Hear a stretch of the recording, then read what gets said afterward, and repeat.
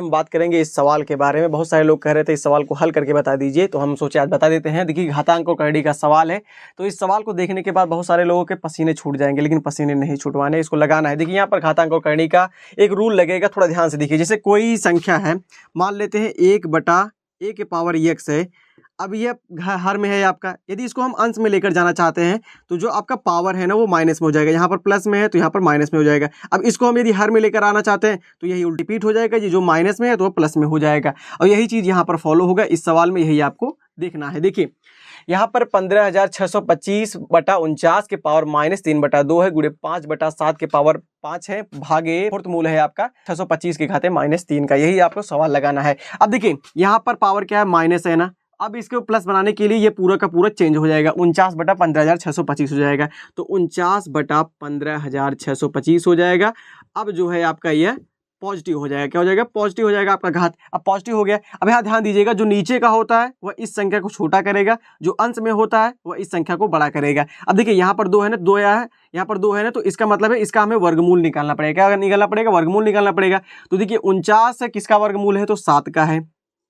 49 का वर्गमूल कितना होता है, 7 होता है। और 15,625 का वर्गमूल कितना होता है, तो 125 होता है। 125 का वर्ग कितना होता है, 15,625 होता है। अब इसके पावर कितना बचा, 3 बचा। अब यहाँ पर गुणे आपका कितना है, 5/7 के घात हम 5 कर देते हैं। अब यहाँ ध्यान दीजिएगा, यहाँ फोर्थ मूल है ना, तो इसको हम सीधे सीधे लिख देते, बटे में लिख लेते। 625 के घाते माइनस का 3/4 हो जाएगा। जैसे यहाँ पर 2 था, इसको हम भी बटे में कर लेते हैं। अब देखिए इसको हमें पॉजिटिव बनाना है, तो क्या हो जाएगा, 625 के बटे 1 है आपका। अब इसको इस घात को हमें पॉजिटिव बनाना है, तो ये 1 आपका ऊपर चला जाएगा, अंश में चला जाएगा, और आपका 625 हर में आ जाएगा। तो ऊपर हम कर देंगे 1 को, आपका घात क्या हो गया, पॉजिटिव हो गया। अब देखिए 7 के घात 7/125 के घाते 3 गुणे 5/7 के घाते 5।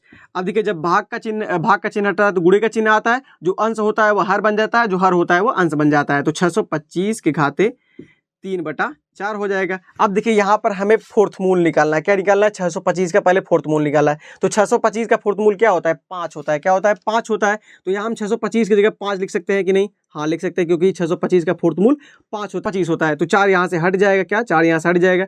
अब 5 की घात 3 हो गया। अब यहाँ ध्यान दीजिएगा, 125 क्या है, तो 5 का क्यूब है। तो 7/5 का क्यूब के घाते आपका क्या है, 3 है, गुणे 5/7 के घाते 5 है, गुणे 5 का क्यूब है। अब देखिए सिंप्लीफाई कर लेते हैं, तो 7 के घाते कितना हो जाएगा, 3 हो जाएगा। तो घात के ऊपर घात रहती है तो गुणा हो जाती है। तो 5 के घाते कितना हो जाएगा, 3 त्रिक 9 हो जाएगा, गुणे। अब 5 की घात 5 है और 5 घात 3 है, गुणा में घातें जुड़ जाती हैं, तो 5 3 कितना हो जाएगा, 8 हो जाएगा। अब 7 के घात 5 हो जाएगा यहाँ पर। अब देखिए यहाँ 5 है, यहाँ 5 है, यहाँ 7 है, यहाँ 7 है। अब देखिए 7 के घात 3 है, 7 के घात 5 है, यहाँ से इससे 7 घात 3 से 7 घात 5 आपका कटेगा, बचेगा कितना, 7 के घात 2 बचेगा। अब देखिए 5 के घात 8 है, 5 घात 9 है, तो यहाँ पर कटेगा कितना बचेगा, 5 घात 1 बचेगा। ऊपर कितना बचा है, 1 बचा है। तो 1/5 गुणे 7 सते 49। अब यहाँ आंसर आ गया 1/49 पंजे कितना होता है, 245 होता है। कितना, 245 होता है। तो यहाँ पर इस सवाल का राइट आंसर क्या है, 1/245 है। इस प्रकार से आप हल करेंगे। आपका करणी का सवाल है, घातांक करणी का सवाल है। यहाँ पर यह नियम आपको फॉलो हो रहा है। तो आप यदि इस चीज़ को जानते हैं, घातांक करणी पढ़े होंगे चैप्टर, तो उसमें यदि आप चेंज करना जानते हैं तो आसानी से कर लेंगे। यदि नहीं जानते हैं तब तो समझ लीजिए खोपड़ी आपकी खराब हो जाएगी, आप लगा नहीं पाएंगे। तो ऐसे सवाल आपके ग्रुप डी एनटीपीसी में आते हैं। हमें आसान समझ गए होंगे, बी वाला ऑप्शन सही है।